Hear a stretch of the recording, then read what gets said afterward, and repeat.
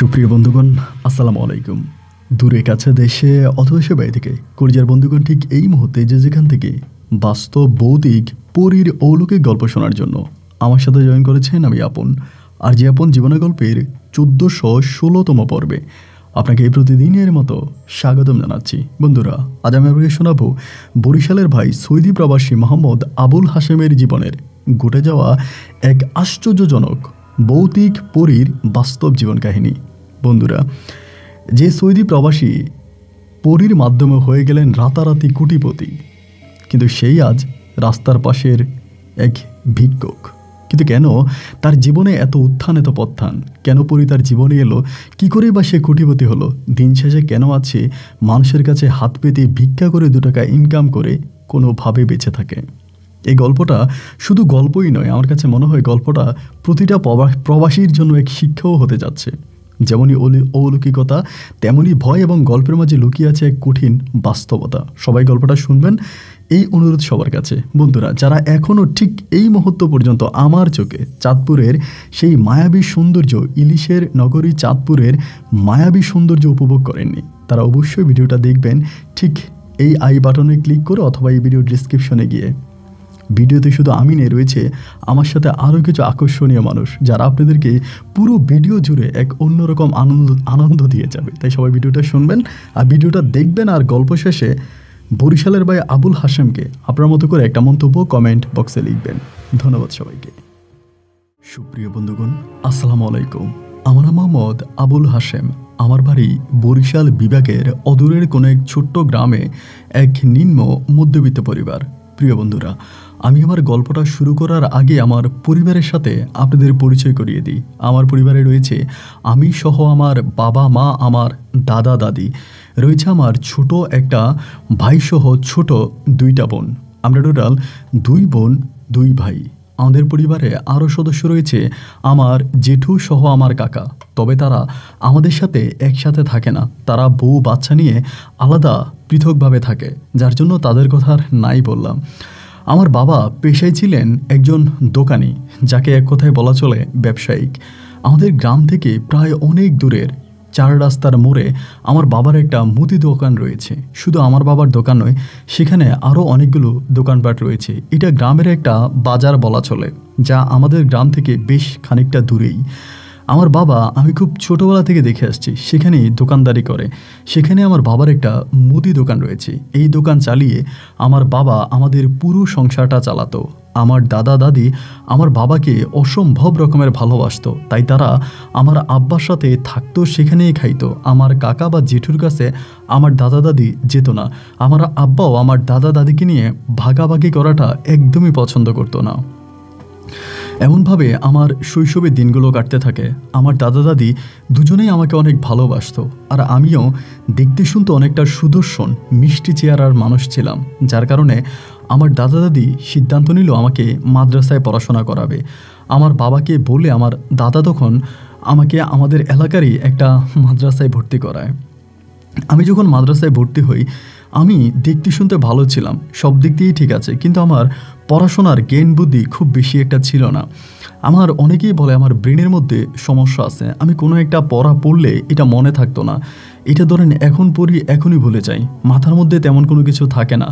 আমি ক্লাসের মধ্যে সবসময় শিক্ষক শিক্ষিকাদের বকা শুনতাম। আমার এই হুজুররা সবসময় বকতো, আমার গায়ে হাত তুলতো, আমার সাথে খারাপ ব্যবহার করতো। এভাবেও আমি ধাক্কিয়ে ক্লাস 8 পর্যন্ত পড়াশোনা করি। ক্লাস 8-এর পরে মাদ্রাসা জীবনে আমি তখন সমাপ্তি ঘটাই। ক্লাস 8-এর পরে আমার পরিবার আর আমাকে মেরেও মাদ্রাসায় পাঠাতে পারে না। তখন পর্যন্ত কিন্তু আমি পায়জামা পাঞ্জাবি পরি, আমার মুখে দাঁড়িয়ে আছে এবং সর্বদাই টুপি মাথায় দিয়ে চলাফেরা করি। আব্বা আম্মা বারবার বলেছিল যে আল্লাহ জ্ঞান বুদ্ধি দিবে, তুই যা মাদ্রাসায় যা, কিন্তু আমি আর মাদ্রাসায় গেলাম না। কারণ মাদ্রাসায় আমার আর যেতেই ভালো লাগতো না। হুজুরদের বকাবাদ্য, হুজুরদের কথাবার্তা, এগুলো আমার একেবারে অসহ্য ছিল। মাদ্রাসায় যাওয়া বন্ধ করে দিলাম, বন্ধ হয়ে গেল আমার পড়াশোনার জীবন। এবং তারপরে আমি একটা অন্যরকম জীবনে চলে গেলাম। তেমন কোনো কাজ নাই, কাম নাই। বাড়ির আশেপাশের যেই ছেলেফেলেরা আছে ওদের সাথে চলাফেরা করি, এখানে সেখানে ঘুরি। কিন্তু আমার একটা বিষয় খুব ভালো ছিল, আমি পড়াশোনা করিনি তা ঠিক আছে, কিন্তু আমি কখনো নামাজ কাজা করি নাই। যখনই আপনার মসজিদে আল্লাহ আকবার বলে আজানের ধ্বনি আমি শুনতাম, আমি যতই ব্যস্ত থাকতাম আমি দৌড়ে মসজিদে ছুটে যেতাম নামাজ আদায় করার জন্য, সালাত আদায় করার জন্য। আমি প্রচুর পরিমাণের নামাজি একজন মানুষ ছিলাম। এরকমও হতো যে আমি নামাজের সময় আমি সকালবেলা ফজরের আগে তাহাজ্জুদ নামাজ পর্যন্ত পড়তাম। সবই আমার ঠিকঠাক ছিল, শুধু সমস্যা ছিল আমার পড়াশোনা। আমার ব্রেন খুবই ঢাল ছিল। আমি কোনো একটা কথা আপনি এখন বললে একটু পরে আমার এটা মনে থাকতো না। মানে আমার এরকম ব্রেনে সমস্যা দেখা দিয়েছিল। কোনোভাবেই আমার পড়াশোনা হতোই না বললে হতোই না। যাই হোক, ক্লাস 8-এ আমি তখন পড়াশোনা বন্ধ করে দিয়ে 1 বৎসরের মতো আমি পুরো বেকার। তো তখন হলো কি, ক্লাস 8-এর বছরে আমার বাবার দোকানটা ছিল আমাদের এখান থেকে অনেক দূরে, মানে আমাদের গ্রাম থেকে অনেক দূরে। তো প্রতিদিন দুপুরবেলা আমার মা করতো কি, আমারে বলতো যে আবুল হাশেম তোর বাবারে খাবার দিয়ে আয়। তো আমি কি করতাম, প্রতিদিন দুপুরবেলা আব্বার জন্য খাবার নিয়ে যাইতাম। তো আমি আবার সাইকেল চালাইতে পারতাম না, সবাই সাইকেল চালাইতে পারতো, সবার সাইকেল আছে। মানে আমি এতটাই বোকা ছিলাম যে আমি অনেক চেষ্টা করেছি সাইকেল চালানোর জন্য, কিন্তু আমি সাইকেলটাও শেষ পর্যন্ত চালাইতে পারিনি। এক কথায় বলতে গেলে আমার বাড়ির মানুষ আমাকে প্রতিবন্ধী বলতো, যে আমি প্রতিবন্ধী, আমার ব্রেনে সমস্যা আছে, এটাই আমাকে সবাই বলতো।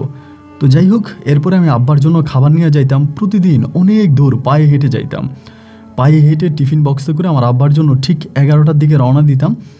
গ্রামের পথ ধরে আপনার নালা নর্দমা দিয়ে এবং ধরেন বিভিন্ন ধানি জমির মাঝখান দিয়ে আমি হেঁটে হেঁটে আব্বার জন্য খাবার নিয়ে যাইতাম। দুপুরে আব্বা ভাত খাইতো, ভাত খাওয়া শেষ হলে পরে আমি আবারও সেই খালি টিফিন বক্সগুলো নিয়ে বাড়ি ফিরে আসতাম। তখন পড়াশোনা বন্ধ হওয়ার পরে এটাই ছিল আমার একমাত্র কাজ। এর বাইরে আমি আর কোনো কিছুই করতাম না। আমার আব্বার জন্য প্রতিদিন দুপুরবেলা খাবার নিয়ে যাইতাম। আমার আব্বা দুপুরে খাবার খাইতো এবং খাবার খাওয়া সম্পূর্ণ হলে পরে আমি এই টিফিন বক্স নিয়ে বাড়ি ফিরে আসতাম। দীর্ঘদিন এভাবে চলতেছিল। একদিন হলো কি, আমি রাস্তা ধরে আসতেছিলাম, আনুমানিক তখন প্রায় আপনার ঘড়ির সময় 2টা থেকে 2:30টার মতো বাজে। সেদিন আকাশে মোটামুটি একটু মেঘ জমেছিল, একটু বৃষ্টি একটু ভাব ছিল এবং এই বৃষ্টির মধ্যে জোহরের আজানের পরে আনুমানিক 1:30 থেকে 2টা হবে, আমার ঠিক এক্স্যাক্টলি খেয়াল নাই, এরকমই হবে। তা আমি তখন আব্বার দোকান থেকে বাড়ির পথে ফিরতেছিলাম। বৃষ্টি আসার আগে দেখবেন প্রচুর পরিমাণের বাতাস হয় এবং আকাশ কিছুটা মেঘাচ্ছন্ন হয়ে যায়। এরকম একটা অবস্থার মধ্যে আমি তখন বাংলার মেঠো পথ ধরে হেঁটে হেঁটে আমাদের গ্রামের দিকে যাচ্ছিলাম। তো আমাদের ওই গ্রামে যাওয়ার আগে একটা সুপারি বাগান পড়ে, মানে আমার আব্বার দোকান আর আমাদের গ্রামের মাঝখানে অনেক বড় একটা সুপারি বাগান আছে। তো ওই সুপারি বাগানটার মাঝখান দিয়ে যাচ্ছিলাম। এই সময় আকাশে বৃষ্টি হয় নাই, কিন্তু প্রচুর বিদ্যুৎ চমকাচ্ছে এবং প্রচুর পরিমাণের আওয়াজ করতেছে আকাশ থেকে। কিছুটা ভয় লেগে গেল। চিন্তা করলাম সামনের দিকে যদি যাই তাহলে সামনে হচ্ছে খোলা মাঠ, সামনে দিয়ে গেলে যদি বৃষ্টি আসে তাহলে আমি পুরো বৃষ্টিতে ভিজে যাব। আর এখানে অনেক বড় বড় তাল গাছ আছে, সুপারি গাছের মাঝে কোনো একটা তাল গাছের নিচে যদি দাঁড়াই তাহলে তো বৃষ্টির ফোঁটা আমার গায়ে পড়বে না, মানে আমি বৃষ্টি থেকে বেঁচে যাব। সামনে গেলে যদি বৃষ্টি আসে তাহলে ভিজে যাব। এই চিন্তা করে তখন করলাম কি, দুপুরবেলা তো আর জায়গাটা একটু নীরবেই, এখান দিয়ে আসলে মানুষ খুব বেশি একটা চলাচল করে না, কারণ এটা হচ্ছে পায়ে হাঁটা রাস্তা। সবার কাছে সাইকেল আছে, সবাই সাইকেল দিয়ে মোটা রাস্তা দিয়ে যায়। তো এটা যেহেতু পায়ে হাঁটার রাস্তা, এই রাস্তা দিয়ে মানুষ সচরাচর খুব বেশি একটা আসে না। তখন আমি করলাম কি, ওই রাস্তা দিয়ে একটা আপনার তাল গাছের নিচে গিয়ে দাঁড়াইলাম। যেহেতু বিদ্যুৎ চমকাচ্ছে, বৃষ্টি আসবে, অনেকক্ষণ ধরে দেখলাম যে বিদ্যুৎ চমকাইতেছে কিন্তু বৃষ্টি আসে না। এবং কিছুক্ষণের মধ্যে দেখলাম একটা বুড়ি, যার বয়স আনুমানিক প্রায় 60-70-এর কাছাকাছি হবে। এই বুড়িটা আমাকে দেখে ওখানে দাঁড়িয়ে গেল রাস্তার মধ্যে। কালো একটা বোরকা পরে আছে, এরকমই মনে হলো যে একটা বোরকা পরে আছে।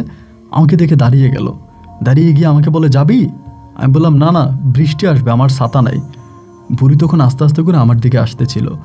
আমি মনে করলাম যে গ্রামের কোনো একটা বুড়ি হবে, হয়তো আমার গ্রামের বা আশেপাশের কোনো গ্রামের বাজার থেকে ফিরেছে, কিন্তু তার হাতে কোনো বাজারের ব্যাগ ছিল না। এবং বুড়িটারও হাঁটা চলা কেমন জানি আমার কাছে একটু অন্যরকম মনে হচ্ছিল।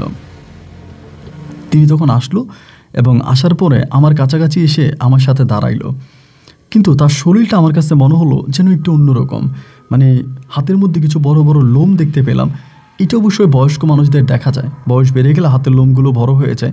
একটু ব্যতিক্রম ধর্মী ছিল উনি। তা আমি আর কোনো কিছু বললাম না, দাঁড়াই আছে। আমারে বলে তোর নাম কি? এমনি বলে। আমি বললাম আমার নাম আবুল হাশেম। বলে তোর বাবার নাম কি? আমি বললাম আমার আব্বার নাম অমুক। তোর দাদার নাম কি? আমি তখন বলতেছিলাম। অনেকক্ষণ পরে বলতেছে আমার সাথে যাবি? চল আমি তোকে দিয়ে আসি। আমি বললাম আমার কাছে তো ছাতা নাই, যেহেতু ছাতা নাই বৃষ্টি আসলে তো আমি ভিজে যাব, আমি আপনার সাথে কিভাবে যাব, বৃষ্টি আসলে তো আমার কাছে ছাতা নাই, তো ভিজে যাব। মহিলাটা আমাকে বলতেছে তুই ভিজবি না, আমার সাথে থাকলে তোর গায়ে বৃষ্টির ফোঁটা পড়বে না। আমি বললাম এটা আপনি কি বলেন, আপনার সাথে থাকলে বৃষ্টির ফোঁটা আমার গায়ে পড়বে না? বলে না, তুই যদি আমার সাথে থাকিস তাহলে তোর গায়ে বৃষ্টির ফোঁটা পড়বে না, যাবি আমার সাথে? আমি বললাম আচ্ছা ঠিক আছে তাহলে চলেন। একটু অলৌকিকতা বা একটু অবাক করা বিষয় ছিল। তখন আমি এই বুড়ির সাথে রওনা দিলাম। উনি তখন আমাকে নিয়ে তাল গাছের নিচ থেকে বের হয়ে হাঁটতে শুরু করলো। রাস্তার মধ্যে পা না রাখতেই, মানে মেইন রাস্তায় পা না রাখতেই শুরু হলো মুষলধারে বৃষ্টি। আমি জানি না কেউ বিশ্বাস করবে কিনা, আল্লাহ সাক্ষী, এত বৃষ্টি হচ্ছে কিন্তু আমার গায়ে একটা বৃষ্টির ফোঁটাও পড়তেছে না। চারদিকে মুষলধারে বৃষ্টি হচ্ছে, তা আমার গায়ে কোনো বৃষ্টির ফোঁটাও পড়ে না, আমার শরীরটা একদম শুকনা। তো আমি আবার ওই মাঠের মাঝখান বরাবর আসাতেই বৃষ্টি আবার কমে গেল, মানে বৃষ্টি অনেকটা কমে গেছে, আগের মতো বৃষ্টি নেই। আরেকটু সামনে যাওয়ার পরেই বৃষ্টি একেবারেই নাই। তখন তিনি আমাকে বলতেছে তোর বাড়ি যেতে পারবি এখান থেকে? আমি বললাম হ্যাঁ আমি পারবো, আমি তো ছোট মানুষ না যে আপনার আমাকে বাড়ি দিয়ে আসতে হবে। তবে আপনি কি, আমি বুঝলাম না। আর আপনি আমার সাথে হাঁটলেন, চারপাশে বৃষ্টি হলো, আপনার গায়ে আমার গায়ে একটা বৃষ্টির ফোঁটাও পড়লো না, কারণটা কি? তিনি বলে আমার কথা তুই কারো কাছে বলিস না, যদি আমার কথা বলিস তাহলে তোর বড় ক্ষতি হয়ে যাবে, তুই মারাও যেতে পারিস। আমার কথা কারো কাছে বলিস না, আমি আল্লাহর তরফ থেকে এসেছি তোকে সাহায্য করার জন্য। এই কথা বলে বুড়ি তখন করলো কি, আমার মাথার উপরে একটা হাত রাখলো, এবং মাথার উপর হাত রাখাতেই মনে হলো আমার পুরোটা শরীর যেন ভাই শীতল ঠান্ডা হয়ে গেছে, মানে একদম ঠান্ডা হয়ে গেছে। অনেকটা ভালো লাগা, মানে ভিতরে একটু ভালো লাগা অনুভব হলো। তিনি আমাকে বলে আমার কথা খবরদার কারো কাছে বলা যাবে না, তুই যা। এরপরে বৃষ্টিও মানে কমে গেল, ঘুরি ঘুরি পড়তেছে। আমি তখন করলাম কি, আস্তে আস্তে বাড়ির দিকে যাইতেছি আর চিন্তা করতেছি আমার সাথে এটা কি হয়ে গেল, কে এই বুড়ি, কোত্থেকে আসলো, আর কেনই বা আমাকে এরকম পরামর্শ দিয়ে গেল। আর বুড়ি আমার মাথায় হাত রাখার পরেই বা আমার শরীরটা বা কেন এরকম ঠান্ডা হয়ে গেল, এর কোনো সঠিক ব্যাখ্যা বা উত্তর কোনো কিছু আমার মাথায় ছিল না। আমি আস্তে আস্তে করে বাড়ির পথে হেঁটে যাচ্ছিলাম, বাড়িতে গেলাম। বাড়িতে যাওয়ার পরে আমি একটু চিন্তায় পড়ে গেছি। এমনি আমি মানে আমার মা আমারে জিজ্ঞেস করে কী রে আবুল হাশেম, কী হয়েছে, তুই মনে হয় একটু চিন্তায় পড়ে গেলি? আমি বললাম না মা, আমি কোনো চিন্তায় পড়ি নাই, এমনি আমি ঠিক আছে। এই কথা বলে দিনটা কেটে গেল। রাতের বেলায় ঘুমাইতে গেছি। সেদিন আমার প্রচণ্ড ঘুম, মানে ভয় পাইতেছে, আমার ঘুম আসতেছে না। আমি সবসময় একাই ঘুমাই, মানে আমার খাটে আমি একাই ঘুমাই। ওই দিন আমি আমার ছোটো ভাইরে আমার সাথে আইনা ঘুমাইলাম। আমার ভিতরে ভয় লাগতেছে, ভয়ের কারণে ছোটো ভাইটারের সাথেই না তারপরে ঘুমাইছি। রাতের বেলায় মোটামুটি কিছু হলো না। পরের দিন দুপুরে আমার মা বলতেছে আবুল হাশেম তোর বাবার জন্য খাবার নিয়ে যা। মা যখন বললো বাবার জন্য খাবার নিয়ে যাইতে, আমি তখন পিছু হাঁটতেছি, মানে আমি যাব না। মা আমারে বলে কী রে, তোরা না বললাম তোর বাবার জন্য খাবার নিয়ে যাইতে? আমি বললাম মা আজকে আমি যাব না, আমার ভয় লাগতেছে। আম্মা বলো ও মা, দিনের বেলায় তোর বাবার জন্য খাবার নিয়ে যাবে, তোর ভয় লাগবে কেন, খাবার নিয়ে যা। আমি আমার মায়ের কথা শুনলাম না, খাবার নিয়ে গেলাম না। ওই দিন দুপুরে আমার দাদাকে দিয়ে আমার মা তখন খাবার পাঠাইছে। রাতের বেলা আব্বা বাড়িতে আসছে, এসে প্রচুর বকাবাদ্য করতেছে এবং আমাকে মানে মারতে আসবে এমন একটা অবস্থা, মানে খুব খারাপ ভাষায় গালাগালি করতেছে। তোরা আমি রাখি খাওয়াইয়া আমার লাভটা কি, আমার কী লাভ, আমি তোরা রাখতেছি খাওয়াইতেছি, দুপুরবেলা আমার দোকানে গিয়া তুই আমার কয়টা ভাত দিয়ে আসবি, এটাও তুই পারবি না, তো তুই আমার ছেলে থেকে আর লাভটা কি? এরকমভাবে আব্বা বকাবাদ্য করতেছে। আমি আব্বারে আর কোনো কিছু বলি না। আর পড়াশোনা ছেড়ে দেওয়ার পর থেকে আব্বা কারণে অকারণে আমাকে বকাবাদ্য করে, আমি এসবে কোনো কিছু মনে করি না। যাই হোক, এরপরে আমার আব্বা তখন আমাকে বকাবাদ্য করলাম, এগুলো শুনলাম। পরের দিন দুপুরে চিন্তা করলাম ধুরো ছাই, আব্বা যেহেতু এরকমই বকাবাদ্য করতেছে, আমি আর মানে আজকেও খাবার নিয়ে যাব, আব্বার এই বকা সহ্য হবে না, রাস্তায় কিছু একটা ঘটবে। তা আমি ওই নারিকেল মানে ওই ইয়েটা আপনার এই কি বলে ইয়েটার এই সুপারি বাগানটা আসার কাছে বরাবর আসার পরে আমি একটু দৌড় দিলাম, মানে খাবারগুলো নিয়ে একটু দৌড় দিছি, ভয় পাইতেছিলাম এই জন্য। দৌড়িয়া সুপারি বাগানটা পার হয়ে গেছি, পার হয়ে আব্বারে খাবার দিছি। খাবার দিয়া সেদিন আমি চলে আসলাম এবং আসার সময় সুপারি বাগান হয়ে আসলাম, কিন্তু আমার আর কিছু হলো না। ওই দিনটাও কেটে গেল। এর পরের দিনে আমি আবারও খাবার নিয়ে যাচ্ছি, তারপরেও কিছু হয় নাই। এভাবেই 3 থেকে 4 দিন কেটে গেল। আমি আর ওই বুড়ি মহিলাকে দেখিও নাই এবং সেখানে আমার আর কোনো ঘটনা ঘটে নাই। 3-4 দিন পরে একদিন আব্বাকে খাবার দিয়ে বাজার থেকে আসতেছিলাম। বাজার থেকে আসার পথে একটা মেয়ে একটা মেয়ে বোরকা পরে আছে, তবে মুখটা দেখা যাচ্ছে, মানে মুখটা খোলা, বোরকা পরা। মেয়েটা দেখতে মোটামুটি অনেকটা সুন্দর। আমি যখন যাচ্ছিলাম আমাকে ডাক দিল যে ভাই একটু এদিকে আসেন। তো আমি ভাবলাম যে হয়তো আমাদের গ্রামের কোনো মেহমান এই টাইপের হতে পারে। আমারে বলতেছে আপনি কোন দিকে যাবেন? আমি বললাম আমি তো বাড়ির দিকে যাব। বলে আপনার গ্রাম কোথায়? আমি বললাম আমার গ্রাম এটা। তা আমারে বলতেছে যে আমার একটু নিয়ে যাবেন, এমনিই বলে। তো আমি বললাম আপনারে নিয়ে যাব? আপনি কি? আমি তো আপনার চিনি না। তো বলতেছে আপনি আমারে চিনবেন না, আমি আপনাদের বাড়ির আপনাদের গ্রামেরই মেহমান, আমার একটু সাথে করে নিয়ে যাবেন? আমি তখন বললাম আচ্ছা ঠিক আছে, আপনি যদি যেতে চান তাহলে নিয়ে যাব। এই কথা বলার পরে আমি ভাবলাম যে হয়তো আমাদের গ্রামের মেহমান দূরে কোত্থেকে আসছে, রাস্তাঘাট মনে হয় খুব একটা চিনে না, এই জন্য মনে হয় আমার সাথে যেতে চাচ্ছে। তাই আমি বললাম ঠিক আছে ভাই বোন চলেন। আমি তখন এই মেয়েটাকে সাথে করে নিয়ে গেলাম। মেয়েটা দেখতেও খুব সুন্দর ছিল। এখানে একটা বিষয় আমি আপনাকে বলে রাখি, এই মেয়েকে নিয়ে যখন আমি হাঁটতেছি তো আমার গ্রামের অনেকের সাথে কিন্তু রাস্তায় আমার দেখা হচ্ছে। তো কেউ না কেউ তো আমাকে জিজ্ঞেস করবে যে আবুল হাশেম তোর সাথে মেয়েটা কে? এই কথাটা কেউ কিন্তু আমাকে জিজ্ঞেস করে নাই, একবারও জিজ্ঞেস করে নাই। মেয়ে আমার সাথে হাঁটতেছে, আমি ওর সাথে কথা বলতেছি, কিন্তু সে তার ঠিকানা আমাকে দেয় না। আমাদের গ্রামে কার বাড়িতে আসছে, মানে কার বাড়িতে যাবে, কার বাড়ির মেহমান, এটা কিন্তু সে আমাকে বলে না, কিন্তু আমার সাথে হাঁটতেছে, দিব্যি আমার সাথে হেঁটে বেড়াচ্ছে। তো এমন করে হাঁটতে হাঁটতে আমি আমাদের গ্রামের ভিতরে ঢুকে গেলাম। গ্রামের ভিতরে ঢুকার কিছুক্ষণ আগে মেয়েটা আমাকে বলতেছে আপনি যান, আপনার সাথে আমার গ্রামে ঢুকলে সমস্যা আছে, আপনি চলে যান। আমি তখন গ্রামে ঢুকে গেলাম এবং মেয়েটা তারপরে কই গেল আমি জানি না। সেদিন কেটে গেল। পরের দিন সকালবেলা আমি ঘাস কাটার জন্য, আমাদের একটা গরু আছে, গরুর ঘাস কাটার জন্য বিলের ধারে গেছিলাম, মানে বিলের পাড়ে গেছিলাম, ঘাস কেটে আনবো, গরুটা খাওয়াবো। তো ঘাস কাটার সময় ওখানে একটা পুকুর আছে, আমাদের এখানে বড় একটা পুকুর আছে। ওই পুকুর পাড়ে আমি তখন ঘাস কাটতেছিলাম। ওই মুহূর্তে আমি হঠাৎ খেয়াল করে দেখলাম পুকুরের যে ঘাট আছে, ঘাটের মধ্যে মেয়েটা দাঁড়ায় আছে, মোটামুটি একটা লাল 3 পিস পরা অবস্থায়, মানে ঘাটের ওখানে দাঁড়ায় আছে। তো এইটা যে ওই মেয়ে, আমি এটা মানে প্রথমে কিন্তু ধারণা করে নিয়েছি এটা ওই মেয়েটাই হবে, তবে আমার কাছে মনে হচ্ছিল যেন ওই মেয়েটাই, চেহারা কিছুটা দূর থেকে যতটুকু বোঝা যাচ্ছিল। পরে আমি গাছ কাটা বন্ধ করে আস্তে আস্তে করে মেয়েটার সামনে যাচ্ছিলাম, মানে ঘাটের ওইদিকে যাচ্ছিলাম। ওই ঘাটটাতে তেমন কোনো মানুষজন আসে না, এটা ধরেন মাঠের ধারে একটা বড় পুকুর, ওখানে মাছ চাষ করা হয়, কিন্তু এখনও মাছ ফালাই নেই, মাছ ফেলতে আরও সময় লাগবে, বিশেষ করে এটা মাছের চাষের জন্য ব্যবহার করা। তো মেয়েটার কাছাকাছি গেলাম, যাওয়ার পরে আমি দেখলাম এই মেয়েটাই দাঁড়ায় আছে। আমি বললাম কী ব্যাপার, আপনি এখানে? কালকে দুপুরে না আপনি আমার সাথে আসছিলেন? বলে হ্যাঁ। আমি বললাম আপনার কোন বাড়িতে আসছেন? তখন আঙ্গুল দিয়ে দেখাই দিল ওই বাড়ি। তো ওই বাড়িটা কিন্তু আমাদের গ্রাম না। তাই আমি বললাম আপনি না বললেন আমাদের গ্রাম, ওইটা তো আমাদের গ্রাম না। বলে আমি তো আর আপনাদের গ্রামের ম্যাপ জানি না, আমি সেই গ্রামে আসছি। পরে আমি বললাম ও আচ্ছা, আপনি কি ওই বাড়ির মেহমান? বলে হ্যাঁ। তাই আমারে বলে কি করেন? আমি বললাম ঘাস কাটতেছি আমার গরুর জন্য। পরে বলে, আমি বললাম তো আপনি আমাদের ওই গ্রামের কোনো মানুষ তো আমাদের এই ঘাটে আসে না বা এইদিকে আসে না, আপনি কেন আসছেন? মেয়েটা আমাকে বলে আমার পুকুরিতে ভালো লাগে, নীরব জায়গা ভালো লাগে, যেখানে মানুষ কম থাকে, মানুষের বসতি কম থাকে, এরকম নীরব জায়গাগুলো আমার কাছে ভালো লাগে, যার জন্য আমি আসছি। খুবই সুন্দর চেহারা ছিল ভাই, এমন সুন্দর চেহারা মনে হয় আমি আমার জীবনে আর কখনোই দেখি নাই। পরে মেয়েটা আমার সাথে ওখানে বসে বসে গল্প করতেছে, কথা বলতেছে, এবং দেখতে দেখতে দুপুর হয়ে গেছে। আমি বললাম আমার তো আমার বাবার জন্য খাবার নিয়ে যাইতে হবে, দুপুর তো হয়ে গেছে, ঘাস কাটা তো হয় নাই। মেয়েটা বলে বিকেলবেলা এখানে আসবেন, আপনার সাথে দেখা করব, আপনার সাথে কথা বলে আমার খুব ভালো লাগছে। আমারও না মেয়েটার সাথে কথা বলে একটা ভিতরে ভালো লাগা কাজ করলো। আমি বললাম আচ্ছা ঠিক আছে, আপনি যদি বলেন তাহলে বিকেলে আসবো, এখন আমি তাড়াতাড়ি চলে যাই, আমার বাবার জন্য খাবার নিয়ে যাইতে হবে। তো ঘাস কিন্তু আমার কাটা হয়নি, বাড়িতে আসছি ঘাস নাই।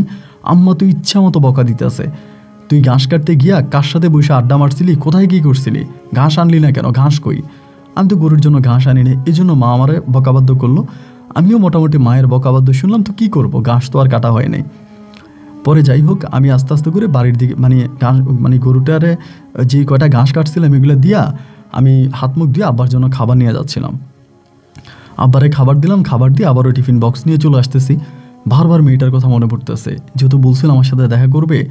আমি আসরের আজানের পরে ওই ঘাটে গিয়ে বসে আছি, হঠাৎ দেখি মেয়েটা কোত্থেকে জানি আসছে, মনে হয় যেন ভাই আসমান থেকে উড়াল দিয়ে নামছে।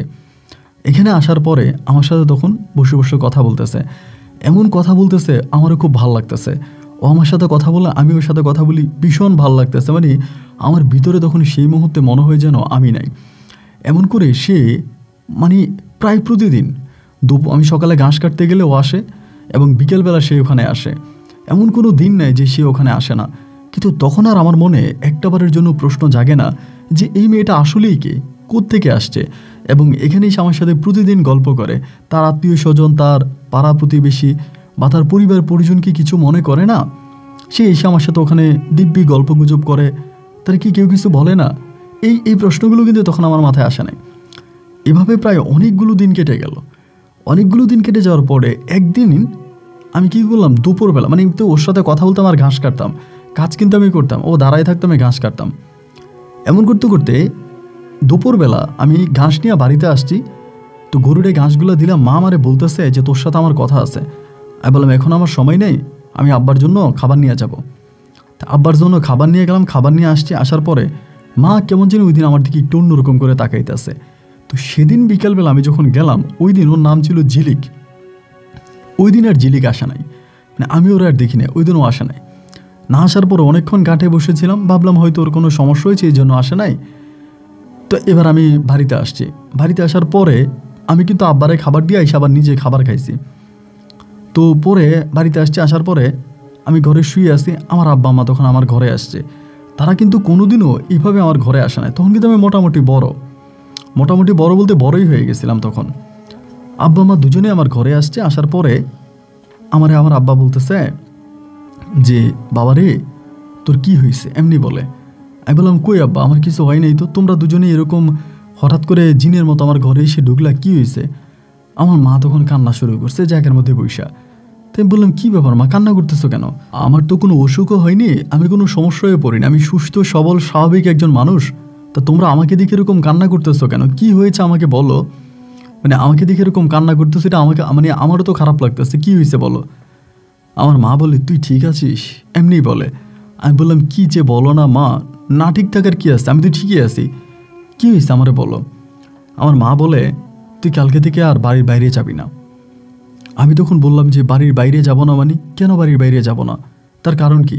আমার মা বলে তার একটা কারণ আছে, তা তোকে বলা যাবে না, তুই কালকে থেকে বাড়ির বাইরে যাবি না। এই কথা বলে মা তখন একটা তাবিজ এনে আমার হাতের মধ্যে বাইন্ধা দিল। এখন এর কারণ কি কারণ, এর কিছুই কিন্তু আমি জানি না। রাতের বেলা আমি শুয়েছিলাম, সকালবেলা আমি ঘাস কাটতে যাব, আম্মা আমার বলে তুই ঘাস কাটতে যাইস না, আজকে তোর ঘাস কাটতে যাওয়া লাগবে না, তোর ছোটো ভাই যাবে ঘাস কাটতে, ও ঘাস কাটবে, তুই যাইস না। তাই বললাম কেন, আমি ঘাস আনবো আমার গরুর জন্য, কেন? মা বলে না।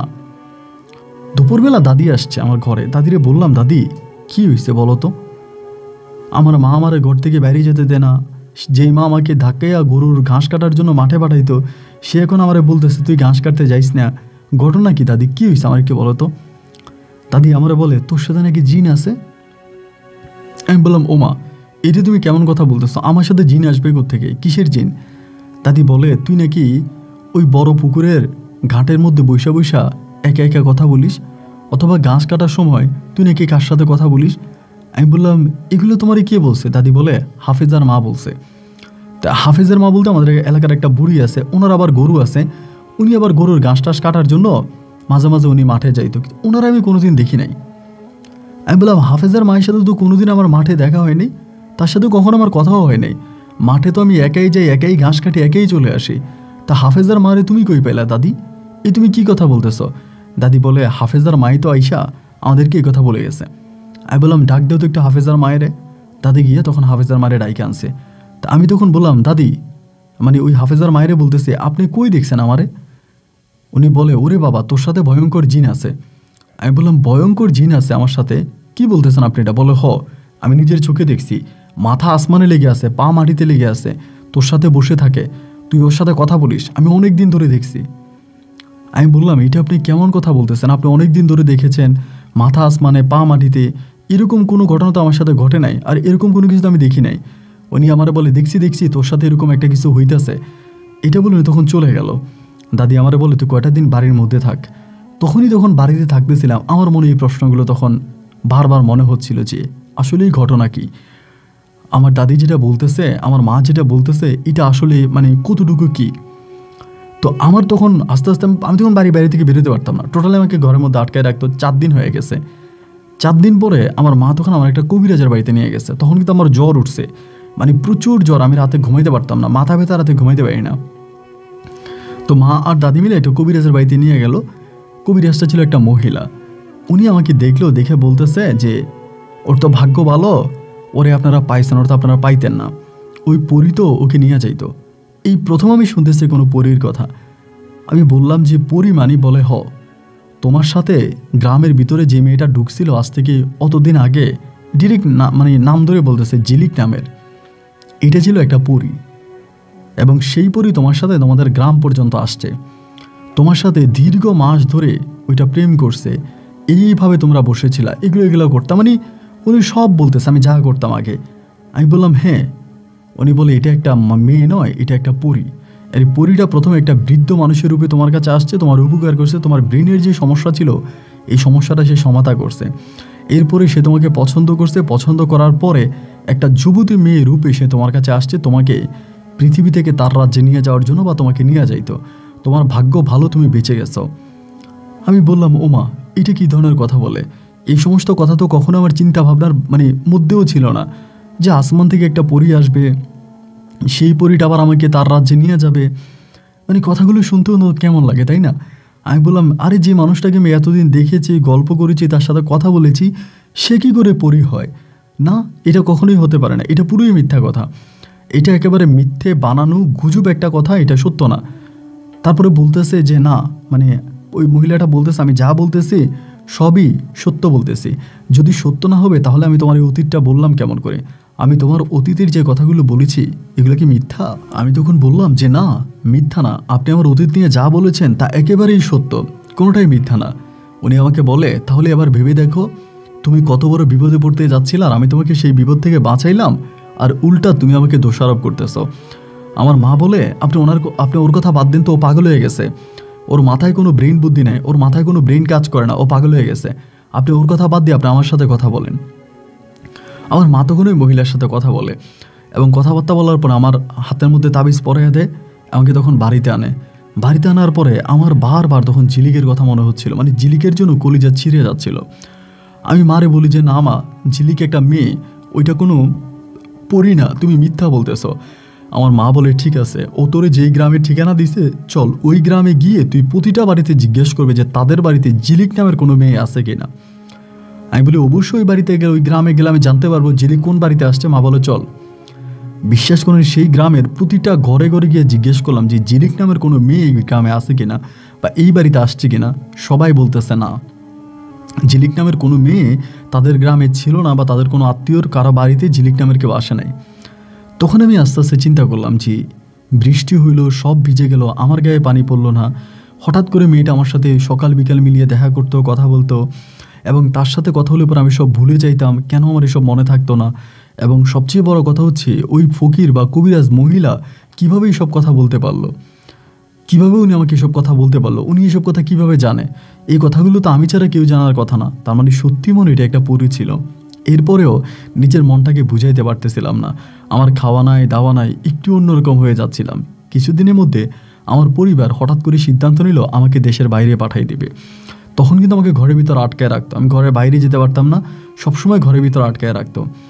পরে আমার আব্বা তখন করলো কি, তাড়াহুড়ো করে আমাকে দেশের বাইরে পাঠিয়ে দিবে।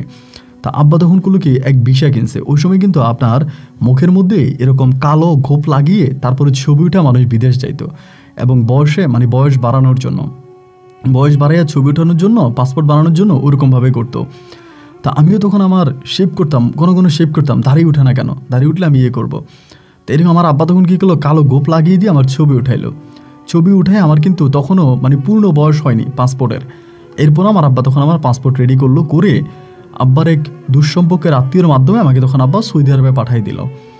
তো যখন আমাকে সৌদি আরবে পাঠায় তখন আমাকে বলছিল যে বাগানের কাজ, অনেক বড় একটা বাগান আছে, সেই বাগানে আপনার ফুলের গাছ আছে, আমি ফুলের গাছে পানি দিব, পরিচর্যা করবো, গাছ পরিচর্যা করবো, যেহেতু ছোট মানুষ, বড় কাজ ভারী কাজ তো করতে পারবো না, ফুলের গাছগুলো দেখাশোনা করবো, এগুলোতে পানি ঢালবো, এটাই হচ্ছে আমার কাজ, এবং আমার একটা বেতনও ধার্য করে দেওয়া হলো।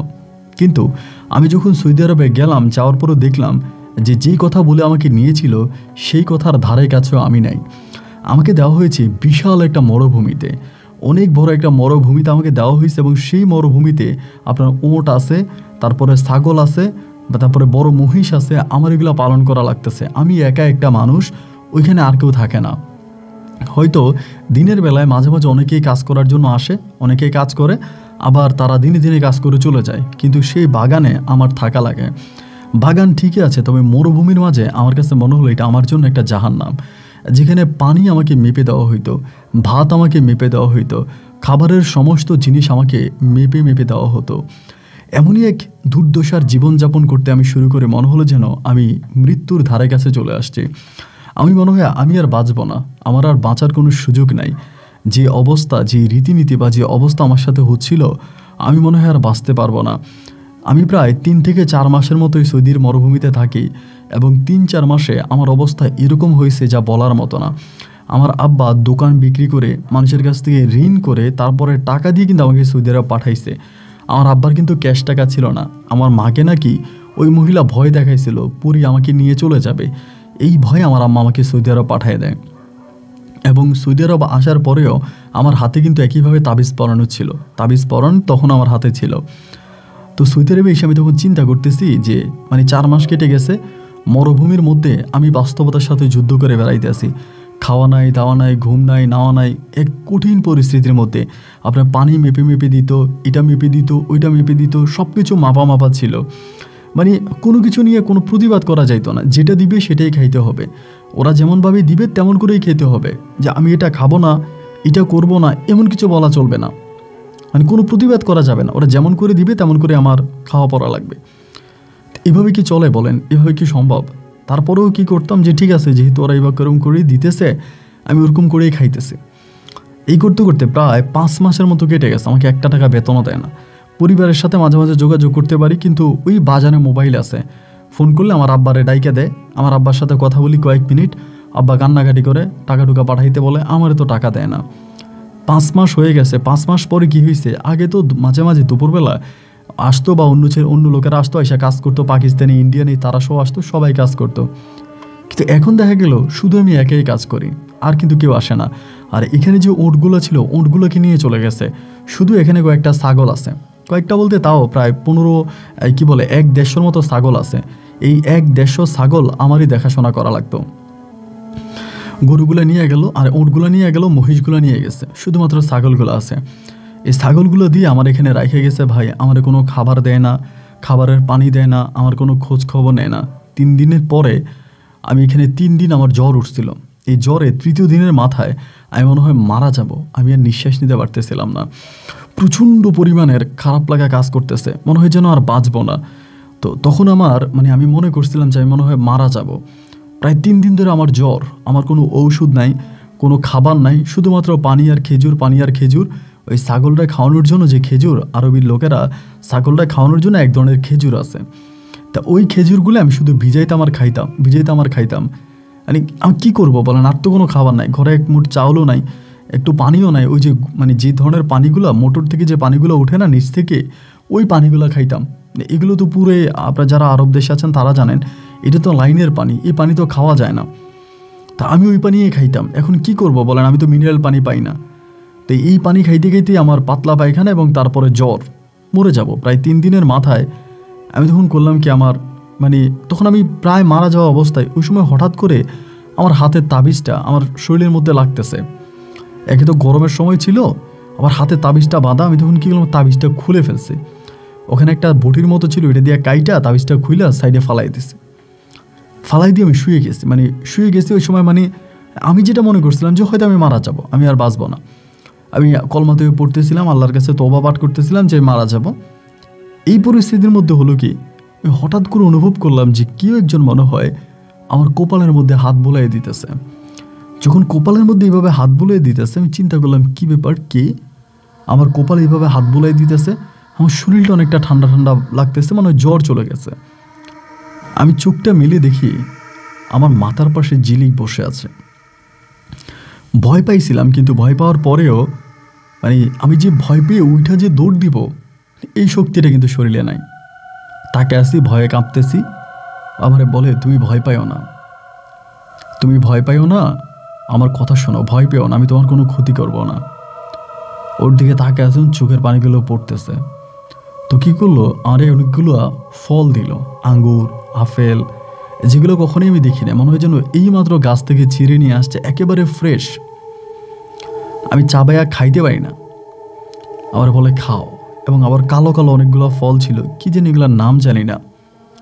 এগুলো দেওয়ার পর আমি এগুলো খাইতেছি।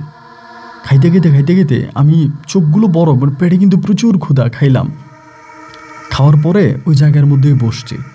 বসার পর ওর মুখের দিকে তাকায় আছি, অসম্ভব রকমের সুন্দর চেহারা। তারপর আমি বললাম, ঝিলিক, এত বছর পরে তুমি কোত্থেকে আসলা? ও আমাকে বলে, তুমি তো মারা যাইতা। আমি তোমার এই কষ্ট দেখতেছিলাম, কিন্তু আমি তোমার কাছে আসতে পারতেছিলাম না, কারণ ওই খারাপ মহিলার হাতের তাবিজটা তোমার কাছে ছিল, তোমার শরীর বন্ধ করা ছিল। আমি দেখতাম তোমার কষ্ট, আমি তোমার কষ্টটা আজকে অনেক দিন ধরে দেখে আসতেছি। আমি তোমার কোনো উপকার করতে পারতেছিলাম না, আমি তোমার কাছে আসতে পারতেছিলাম না। আমি তোমার মালিককে অনেকভাবে বোঝানোর চেষ্টা করেছি, তুমি কষ্টে আছো, তুমি দুঃখে আছো, তোমার কাছে যাতে যায়। তোমার মালিককে আমি স্বপ্নে পর্যন্ত দেখাইছিলাম যে তুমি মারা যাইতে আসো, কিন্তু তারপরেও তোমার কফিল তোমাকে দেখতে আসে নাই। মূলত তোমার কফিল একটা খারাপ লোক, সে নেশা করে এবং সে মূলত বিভিন্ন ধরনের খারাপ কাজ করে, ভালো না। তুমি মারা গেলেও ওর কিছুই যায় আসতো না। আমি তখন বললাম, মনে হয় যেন আমি একটা বাড়ির মানুষ পাইছি। আমার কাছে মনে হলো আমি আমার এলাকার একটা মানুষ পাইছি, যার কাছে আমি আমার দুঃখের কথা বলতে পারতেছি। আমার দেশি কোনো একটা মানুষ পাইছি। তখন আমি কান্না করতেছি, ওর দিকে তাকায় কান্না করে বলতেছি, আমার বাড়ি যাইতে দাও, আমি বাড়ি যাব, আমার মায়ের কাছে যাব, আমার বাবার কাছে যাব, আমি বাড়ি যাব, এটা বইলা কান্না করতেছি। পরে আমারে বলে, ওই লোক যদি আসে তারে বলবা তোমার পাসপোর্ট দিয়ে দেওয়ার জন্য তুমি বাড়ি চলে যাও। আমার এটা বলে। সেদিন আমার খুব খাওয়াইলো, খাওয়া দাওয়া করাই বলে আমি এখন চলে যাই, আমি আবার আসবো, আর আমি আসলে তুমি ভয় পেও না। আমি বললাম, না, আর ভয় পাবো না। তখন ভয়টা অনেকটা কেটে গেছে।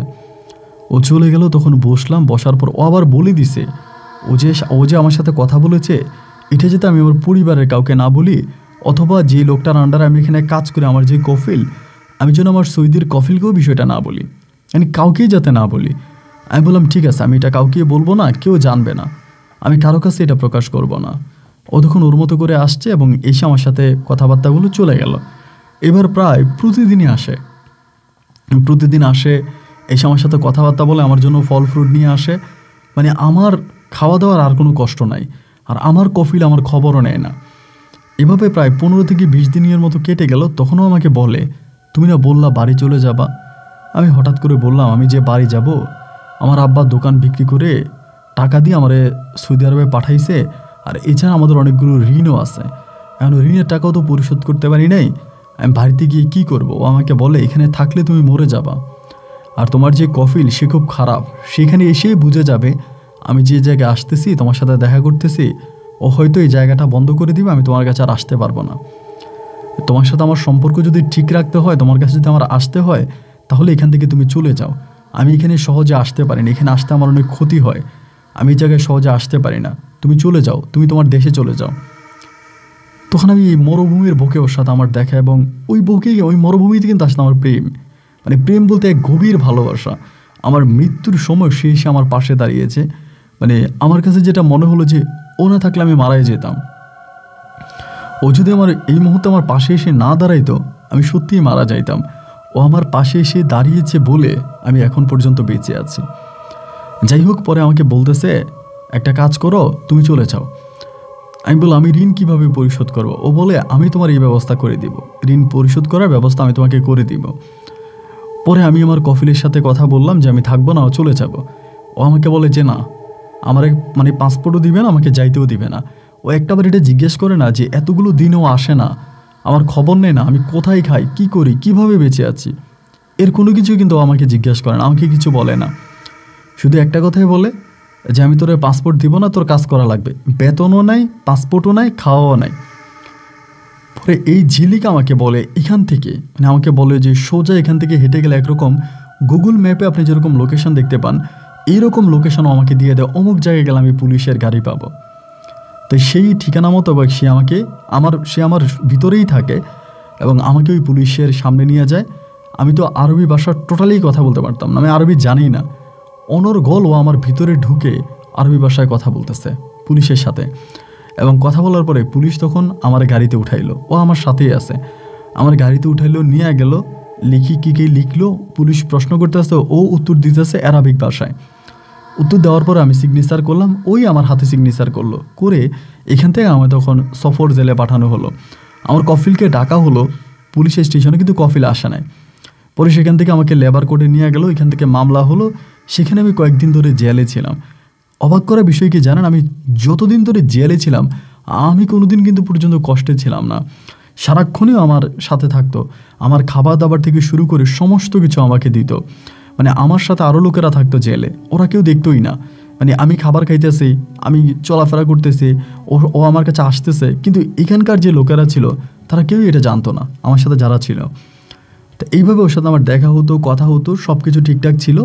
এবং এক পর্যায়ে ও আমাকে দেশে চলে যাওয়ার জন্য অনুপ্রেরিত করলো, এবং সেখান থেকে আমি সফর জেল থেকে তখন আমি দেশে চলে আসি। তো দেশে যখন আমি চলে আসি, দেশে আসার পরে তো আমার আব্বা আম্মা খুব রাগ আমার উপরে। আমি যে বিদেশের মাটিতে মরে যাচ্ছিলাম এইটাতে তাদের কিছু যায় আসে না, কিন্তু আমি দেশে চলে আসছি, কেন চলে আসলাম, কী কারণে চলে আসলাম, কেন থাকলাম না, মানে বিভিন্ন মানুষ আমাকে নিয়ে খারাপ কথা বলতেছে। গ্রামের মানুষরা বলে ওই আসলেই প্রথম থেকে কাম চোরা, ও কাম করে না, ও কাম করে ভাত খাবে, ওই তো কাজ করে ভাত খাওয়ার মতো ছেলে না, ও আজাইরা আজাইরা ঘুরবে, শরীরে বাতাস লাগায় ঘুরবে, ও হচ্ছে বেকার একটা ছেলে, ও কিসের কাজ করবে, ওর দিয়ে কোনো কাজ হবে না। সবাই আমাকে খারাপ কথা বলতেছে। আমি কেন চলে আসলাম, এইটাই অপরাধ, আমি কেন চলে আসলাম। কিন্তু আমি যে ওখানে দিকে মরে যাচ্ছিলাম এইটা কারো কোনো দেখার বিষয় ছিল না, এটার মধ্যে এটা নিয়ে কারো কোনো মাথা ব্যথা ছিল না। শুধু কেন চলে আসলাম এটাই সবার মনে প্রশ্ন, যে চলে আসলাম কেন। যাই হোক, কে কী মনে করবে আর কে কী বলবে এতে আমার কিচ্ছু যায় আসে না। আমি আমার মতো করেই তখন থেকে গেলাম, যে যা আছে ভাগ্যে তাই হবে। দেশে আসলাম, আসার পরও তখন আমার ঝিলিকের সাথে প্রতিনিয়ত দেখা হতো। ও আমার কাছে আসতো, আমার সাথে কথা বলতো, আমার খোঁজ খবর নিত।